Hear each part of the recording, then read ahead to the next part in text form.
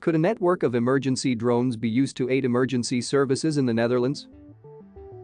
To cover the area of the whole Netherlands, a network of over 130 ground stations is required. From these stations, a drone can reach every point in under 4 minutes. This network could be very useful for many different applications. For example, helping ground personnel by sending live images of emergencies from the air, delivering medical equipment to victims of cardiac arrests, or aiding search and rescue efforts.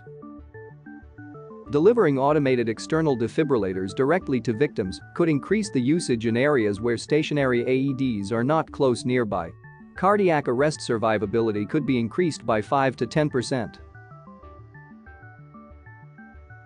The following simulation shows how this drone network would function when delivering an AED.